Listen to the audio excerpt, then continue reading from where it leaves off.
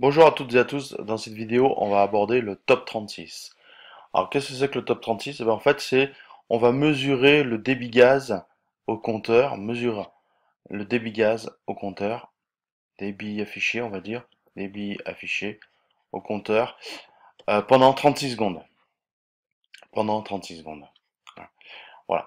Alors l'intérêt c'est quoi? Une fois qu'on a mesuré le débit pendant 36 secondes, on va le multiplier par 100 pour obtenir un débit affiché un débit affiché en mètres cubes par heure. En mètres cubes par heure. Voilà. Alors, ce qui est important, c'est que pendant la mesure, il faut que la chaudière tourne à 100% de son régime. Il ne faut pas qu'elle soit en modulation de puissance, parce que sinon, ce sera pas valable. Alors, et une fois qu'on aura, je dirais, calculer ce débit affiché théorique, enfin réel, on pourra le comparer par rapport au débit affiché théorique. Alors, on va prendre un exemple. On a une chaudière, sa puissance nominale c'est 250 kW, son rendement c'est 0,91 ou 91%. Donc on va en déduire la puissance absorbée, hein, c'est toujours la même chose. Donc c'est 250 divisé par 0,91, voir les vidéos précédentes. Donc ça fait 274, pardon, 7 kW. Le PCI de la chaudière, enfin du gaz, ça va être du 10,7 kWh par mètre cube normalisé. Donc à partir de là, on va en déduire le débit nominal, hein, le débit nominal, qui va être égal à 274,7 divisé par 10,7, pardon. Donc ça nous donne 25,7 mètres cubes normalisés par heure. Alors, donc ça c'est le débit normalisé. Maintenant, ce qu'il nous faudrait, c'est le facteur de correction. Facteur de correction. Pour voir le débit affiché théorique. Alors, le facteur de correction, on est dans la ville de Saint-Étienne. Saint-Étienne, et on a une pression de 950 millibars. La température, c'est moins 5 degrés, et la pression de distribution, c'est 300 millibars.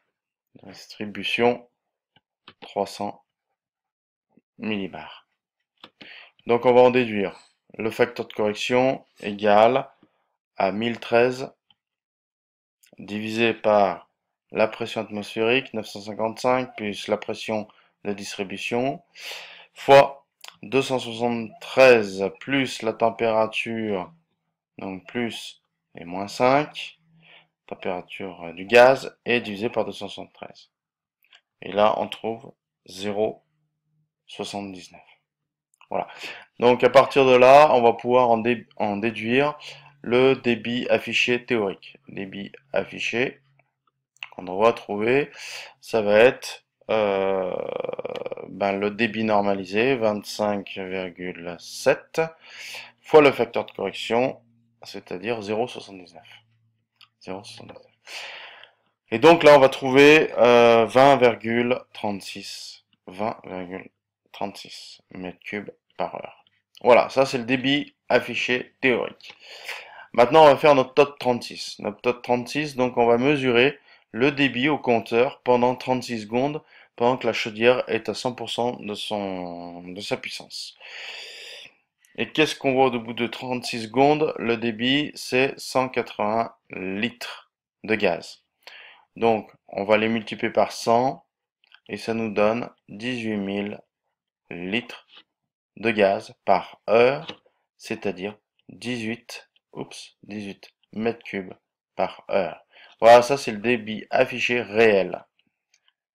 Donc on voit qu'on est en dessous du débit affiché théorique. Ça veut dire quoi? Ça veut dire que on a de la marge encore, euh, on peut augmenter, pardon, le débit gaz. On peut augmenter le débit gaz. On n'est pas à 100% de la puissance nominale de la chaudière. Voilà, voilà ce que ça veut dire. Hein, débit gaz. Donc voilà à quoi sert le top 36. Donc ça permet de mesurer le débit affiché et de le comparer au débit affiché théorique.